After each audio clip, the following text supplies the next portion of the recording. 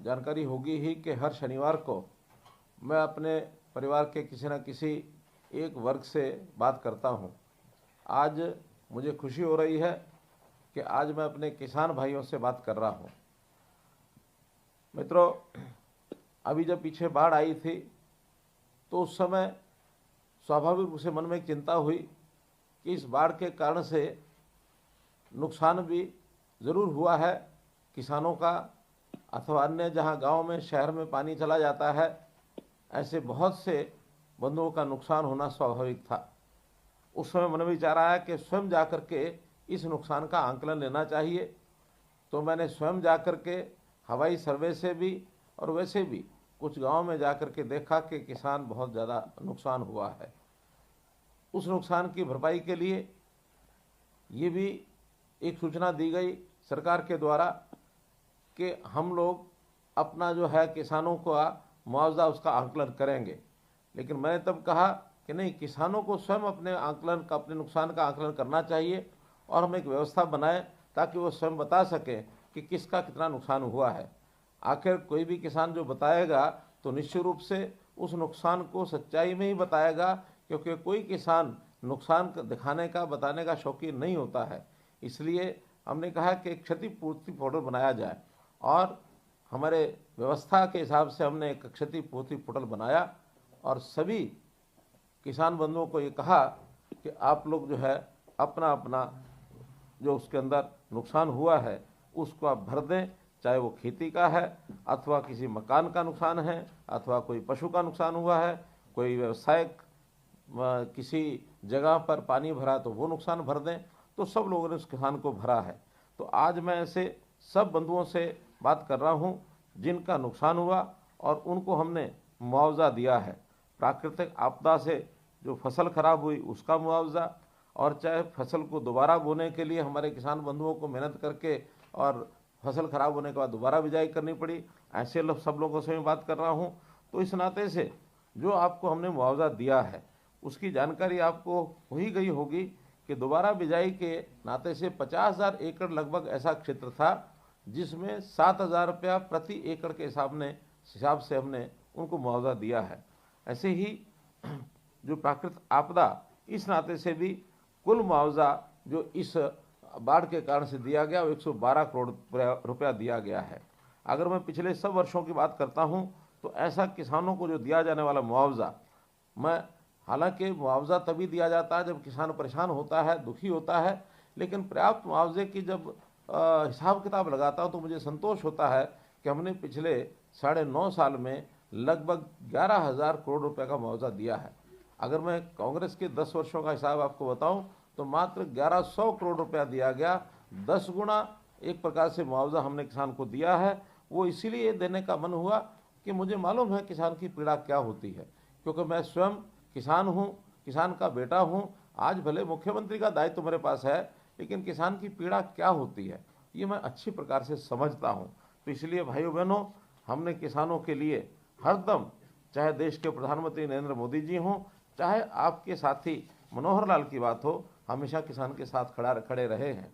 जैसा आपने को पता है, प्रधानमंत्री जी भी पीएम किसान सम्मान निधि के नाते से और हर 4 महीने में एक किश्त हमको भेजते हैं। हमको 15वीं किश्त भी अभी मिल चुकी है। हरियाणा के 8,74,000 किसानों को किश्त जाती है और इसमें भी किसानों को लगभग अब तक 15,000 करोड़ रुपया ये जा चुका है। तो ये बहुत ही एक मेरे लिए संतोष की बात है कि कभी किसान को परेशान नहीं होने देते हैं। हम किसान भी जो सहयोग करते हैं उनका मैं बहुत बहुत धन्यवाद करता हूं। जैसे अपने को पता है, पराली प्रबंधन ये एक बड़ा विषय है जो किसान के साथ जुड़ा हुआ है। बहुत से ऐसे जो आवाज़ें आती हैं कि किसान पराली जलाता है, उसके कारण से प्रदूषण होता है, और ख़ास करके कोर्ट्स भी कई बार संज्ञान लेती हैं। और संतोष की बात तो ये है कि पिछले दिनों में उच्चतम न्यायालय ने ये कहा है कि हरियाणा ने पराली प्रबंधन का जो कार्य किया है किसानों की सहायता करके, ये सराहनीय है। बल्कि पंजाब की सरकार को उन्होंने फटकार भी लगाई है। तो उस नाते से और हम जो किसानों को जो सहायता करते हैं उसका भी एक लाभ हमको मिला है और किसानों ने भी उसका सहयोग किया है। अगर आईसीआर की रिपोर्ट जो 22 नवंबर को भी प्रकाशित हुई है उसका मैं आपको जानकारी देना चाहूँगा कि हरियाणा में कुल मिलाकर के इस बार सीजन में 2239 जो केसेस हैं वही यानी पराली जलाने के हुए हैं, जबकि अपना पड़ोसी प्रदेश पंजाब वहाँ पर ये आंकड़ा 36,118 मामले हैं। अर्थात बहुत बड़ी संख्या में पंजाब में पराली जलाई जाती है। हरियाणा के किसानों को हमने इस पराली प्रबंधन के लिए बहुत सा सहयोग भी किया है। हमने इसमें कुल मिलाकर 2500 रुपये प्रति टन के हिसाब से किसान की पराली की बिक्री इसकी व्यवस्था की है, और यदि 20% से कम मॉइस्चर पाई जाती है तो 500 रुपया इसके लिए अलग से भी और ये दिया जाता है। तो इस प्रकार हम उनको जो इम्प्लीमेंट्स भी देते हैं, उस इम्प्लीमेंट्स में अभी 6,794 कस्टम हायरिंग सेंटर्स ये हमने बनाए हैं, ताकि हम पराली इकट्ठा करने के लिए, उसको इकट्ठा करके बेचने के लिए वहाँ से और जो हायर करके और इम्प्लीमेंट से ले सकते हैं। कोई किसान अपना इम्प्लीमेंट अगर लेना चाहता है उसको भी सब्सिडी दी जाती है। 80,000 फसल अवशेष के ऐसे प्रबंधन के उपकरण ये किसानों ने खुद खरीदे हैं, हम इसमें सब्सिडी भी देते हैं। यदि कस्टम हायरिंग सेंटर कोई बनाता है उनको 50% की जो सब्सिडी मिलती है, और जो स्वयं किसान अपना कोई ऐसा उपकरण खरीदना चाहे तो उसको 80% का और ये अनुदान ये हम देते हैं। तो मित्रों, इस कारण से पंजाब में जो पराली की जो कमी दर्ज की गई वो बहुत कम दर्ज की गई, लेकिन हरियाणा में जो पराली प्रबंधन की कमी दर्ज की गई है पिछले वर्ष की अपेक्षा इस बार 36.5% और ये कम की गई है। तो इसलिए एक बहुत अच्छा ये विषय किसानों ने इसको किया है, मैं बहुत बहुत धन्यवाद आपको देता हूँ। तो चाहे बाढ़ का मामला हो, हमारे 12 जिलों को बाढ़ ग्रसित घोषित किया गया था। अगर मैं घग्गर के बाढ़ क्षेत्र की बात करता हूँ तो उसमें पंचकुला, अम्बाला, कुरुक्षेत्र, कैथल, फतेहाबाद और सिरसा ऐसे 6 जिले आते हैं। और यमुना के साथ साथ भी इसी प्रकार से, चाहे वो यमुनानगर हो, करनाल हो, पानीपत हो, सोनीपत हो, पलवल हो अथवा फरीदाबाद हो, ऐसे ये 6 जिले बाढ़ प्रभावित क्षेत्र के हैं।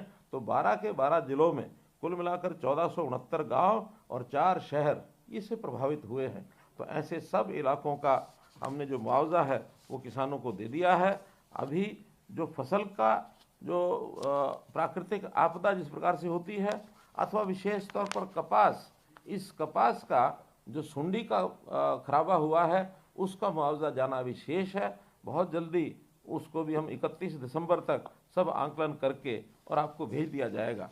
जहाँ तक फसल के विविधीकरण की बात है, हमने ये भी अपील की थी कि किसान कम से कम पानी की चिंता करें, और जहाँ पानी बहुत गहराई में हो गया है, जहाँ हम अपनी यानी आगे आने वाली पीढ़ी को पर्याप्त पानी भी उपलब्ध नहीं करा पाएंगे, ऐसे किसानों को हमने अपील की कि आप कम से कम धान की बिजाई को छोड़कर उसकी जगह अन्य फसलों की अगर बुआई करेंगे तो हम 7,000 रुपया प्रति एकड़ हर किसान को और इस मुआवजे के नाते से देंगे, ताकि फसल धान की बजाय दूसरी फसल बुआई करे। और ऐसा पिछले 2 वर्षों में लगभग 2.25 लाख एकड़ पर किसानों ने धान को छोड़ा है। बधाई के पात्र हैं। और हमारा ये जो मेरा पानी मेरी विरासत की योजना, दूसरे प्रदेश भी इसको अपने यहाँ लागू करने के लिए लायक हैं कि हम भी इस योजना को लागू करेंगे, ताकि पानी की चिंता ये सब लोग कर सकें।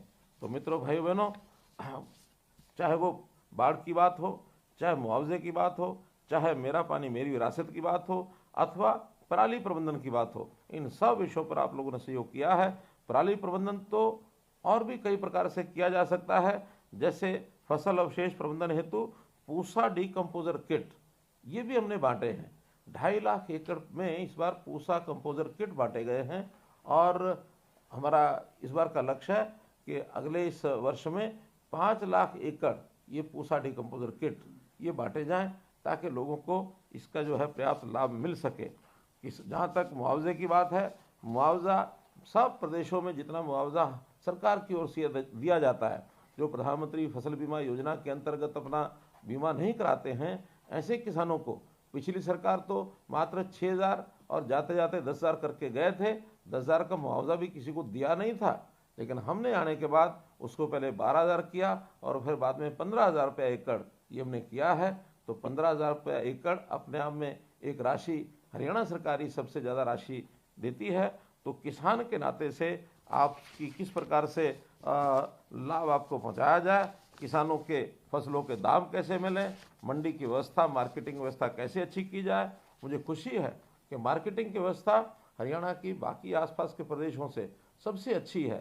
यही कारण है कि होड़ लगी रहती है। बाहर के प्रांत के जो सीमावर्ती ज़िले हैं वहाँ से भी किसान, चाहे वो पंजाब हो अथवा उत्तर प्रदेश हो, राजस्थान हो, सब जिलों, आसपास के ज़िलों के लोग हरियाणा की मंडियों में फसल बेचना चाहते हैं। और हमने फसल 1-2 नहीं, 14 फसलें ऐसी जो हैं वो MSP पर खरीदनी ये शुरू की हैं।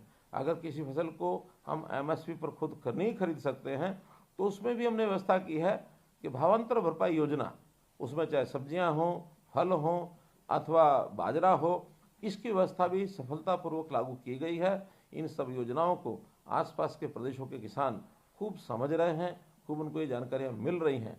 तो मेरा किसान किस प्रकार से खुशहाल बने, कैसे आगे बढ़े, ये बात भी सत्य है कि किसानों की जो जोत है ये बहुत छोटी हो गई है। क्योंकि अपने यहाँ ज़मीन तो जितनी है उतनी है, कुछ ज़मीन हमारे विकास के नाते से, शहरीकरण के नाते से, औद्योगिकरण के नाते से उसमें लग रही है। बाकी ज़मीन जो है वो धीरे धीरे कम हो रही है और आवश्यकता हमारे परिवारों की बढ़ती जा रही है। इसलिए हमारा जो ज़मीन का जो भाग है यानी जोत है वो हमारी बहुत छोटी होती जा रही है। हम ऐसे सब किसानों के परिवारों में भी कम से कम एक परिवार को अपना व्यवसाय करने के लिए सरकार कैसे सहयोग कर सकती है, नौकरी में जाने के लिए कैसे सहयोग कर सकती है, प्राइवेट नौकरी उसको कैसे मिले, उसकी स्किलिंग करा करके उसका जो हुनर विकास करके और कैसे उसको स्वयं रोजगार के नाते आगे हम बढ़ाएं। तो इन बातों पर वे लगे हैं ताकि कोई किसान उसकी आय, कम से कम किसान कहलाता है तो एक आदरणीय एक नागरिक के नाते उसका जो स्थान बने। तो हम चाहेंगे कोई किसान BPL के नीचे न रहे, सब किसानों की आय 1,80,000 से ऊपर कैसे हो, इसकी योजनाएं हमारे सभी विभाग मिलकर के बनाते हैं। केंद्र सरकार की योजनाओं का भी हम लाभ उठाते हैं। ऐसे आपके भी किसी प्रकार के कोई अच्छे सुझाव होंगे तो निश्चित रूप से हम उनको भी लेंगे। हरियाणा के अंदर 500 से लेकर 800 तक ऐसा माना जाता है कि प्रगतिशील किसान भी हैं। प्रगतिशील किसानों को भी हमने योजना के माध्यम से कैसे उसका विस्तार हो, हर प्रगतिशील किसान एक नए किसान को ट्रेंड करके उसको प्रगतिशील बनाए, इस योजना पर भी हम लगे हैं। उसके लिए भी प्रोत्साहन राशि हमने दी है। विदेशों में जाने के लिए ऐसे हमारे किसान बंधु वहाँ जा करके अध्ययन करके आएँ कि किसानी किस प्रकार से और अच्छी की जा सकती है। इसके लिए भी विदेश भ्रमण की योजना भी हम बना रहे हैं कि कुछ किसान अगर जा करके अध्ययन करके आना चाहते हैं उनकी व्यवस्था भी कर रहे हैं। अफ्रीकन कंट्रीज़ के साथ हमने बातचीत की, उन्होंने कहा कि हमारे यहाँ ज़मीन बहुत है, अगर आपके किसान हमारे यहाँ ज़मीन लेकर के और खेती करना चाहें तो वो भी हमारा स्वागत करने के लिए तैयार बैठे हैं। ऐसे कुछ किसानों को वहाँ जाने के लिए भी प्रेरित करेंगे। तो मित्रों, किसानों की मदद जितनी हमारे से हो पड़ती है उतनी हम करेंगे।